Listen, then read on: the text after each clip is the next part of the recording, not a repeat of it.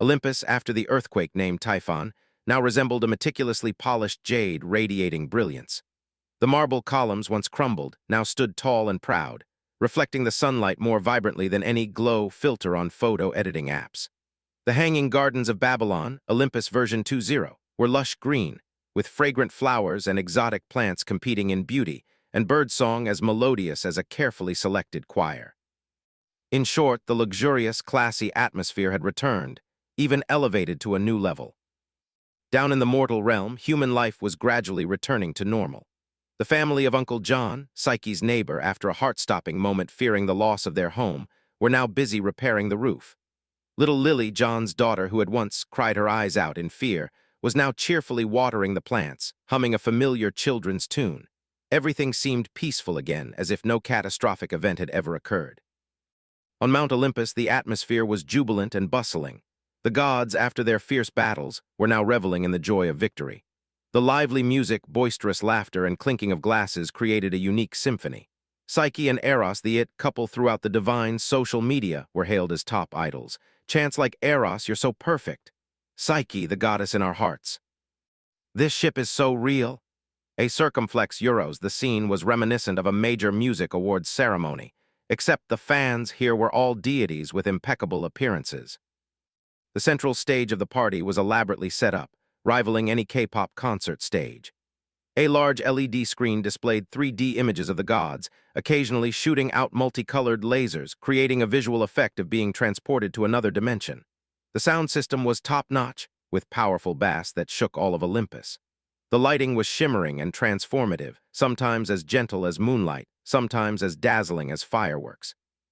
One could say that the event organizing skills of the gods had reached the level of art, leaving mortal event organizers in awe. The guests attending the party were incredibly diverse.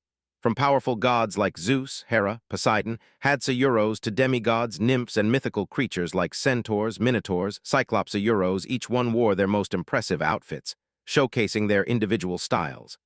Goddess Athena sported an elegant gown paired with stylish sneakers, the very definition of Olympus, fashion icon. God Hephaestus showcased a self-designed suit that integrated a mini-forge, both unique and practical. The nymphs were graceful in dresses made of clouds as fluffy as cotton candy. This was truly a high-class fashion show, where the gods displayed their unique tastes. The Olympus banquet was filled with unique dishes that mortals could hardly imagine.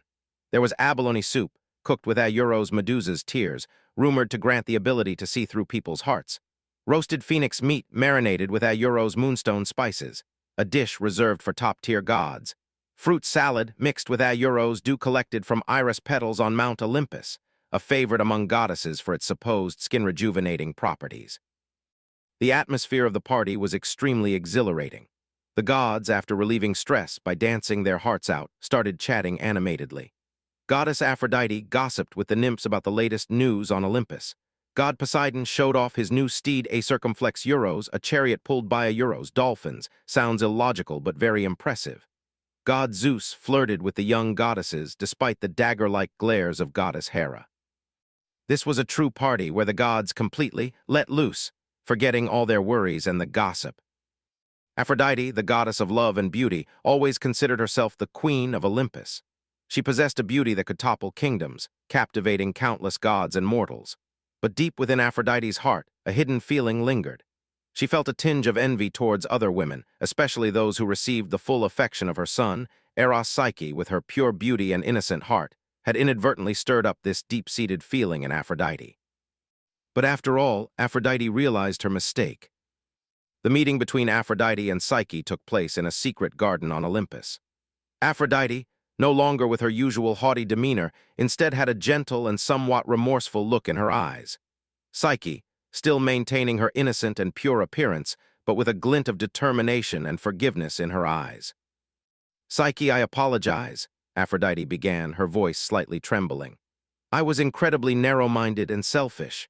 I failed to recognize your true beauty, not just your outer beauty, but also the beauty of your soul."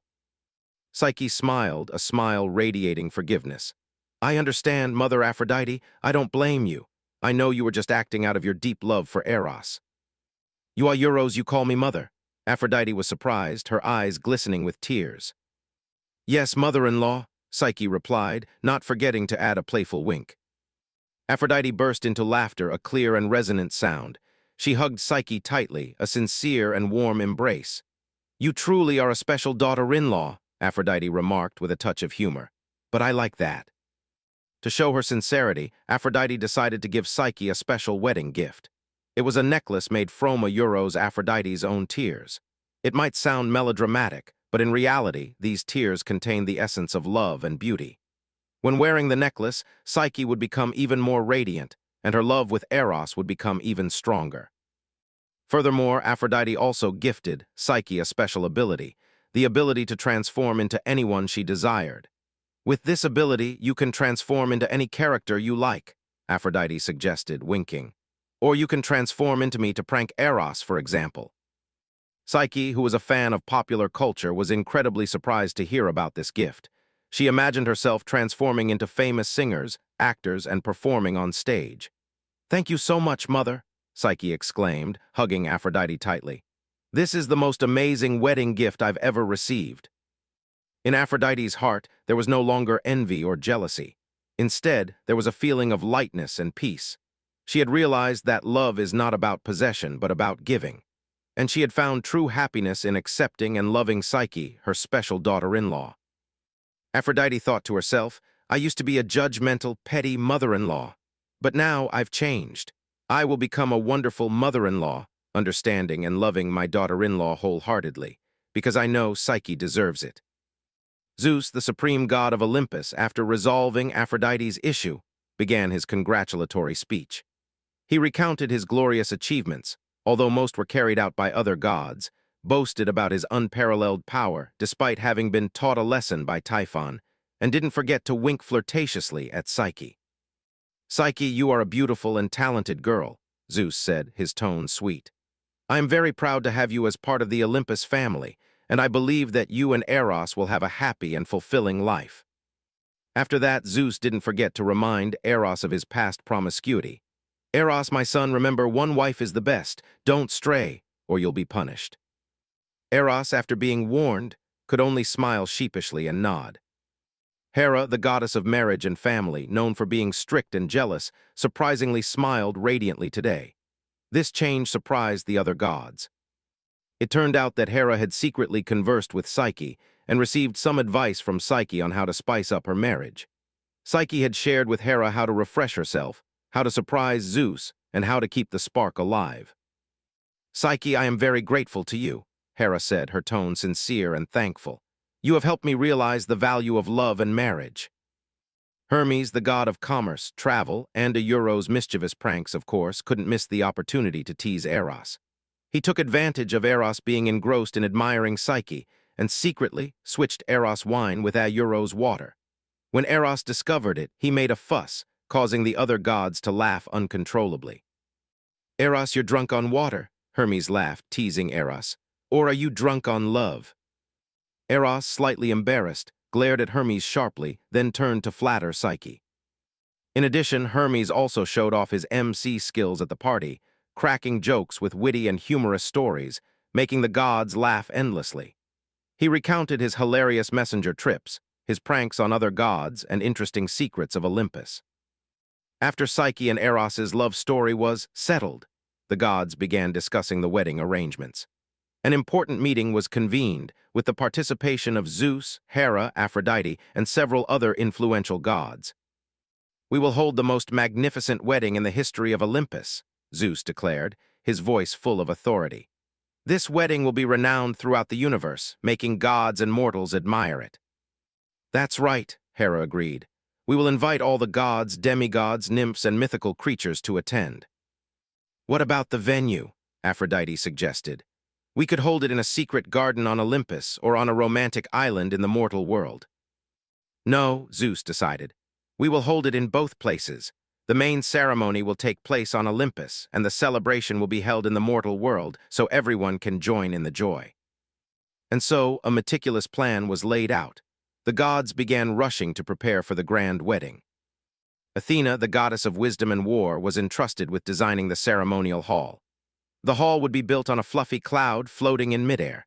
The pillars would be made of light, able to change color with the music. The floor would be paved with crystal, as clear as a mirror. Aphrodite, with her refined taste, took charge of designing the bride and groom's attire. She chose for Psyche a magnificent wedding dress made of phoenix feathers, adorned with diamonds and gemstones. Eros would wear an elegant suit made of dragon skin, capable of glowing in the dark. Hermes, with his eloquent speech, was assigned the task of designing the invitations. The invitations would be made of divine leaves, able to automatically fly to the recipients. And on the invitation, there would be a secret message only the bride and groom could decipher.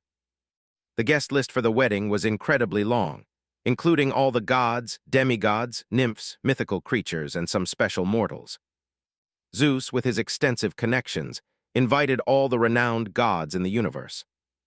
Hera, with her love for family, invited all the members of Psyche and Eros families. Aphrodite, with her penchant for surprises, invited some special guests. And of course, there were uninvited guests. But amidst the glitz and glamour of the wedding, Psyche felt anxious and worried.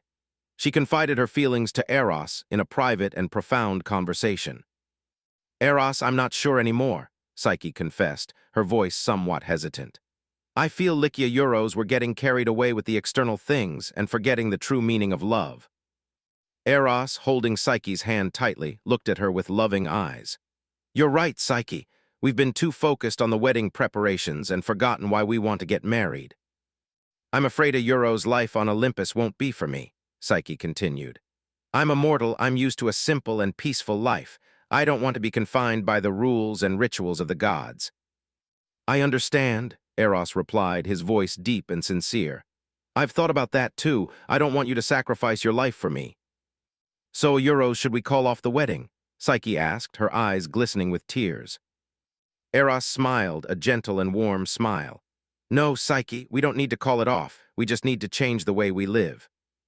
Psyche, after pouring her heart out to Eros, decided to share her difficulties with her close friends. She confided in Chloe, her childhood best friend, and with Athena, the goddess of wisdom. "I don't know what to do anymore," Psyche told Chloe, her voice sad. "I love Eros, but I don't want to live on Olympus."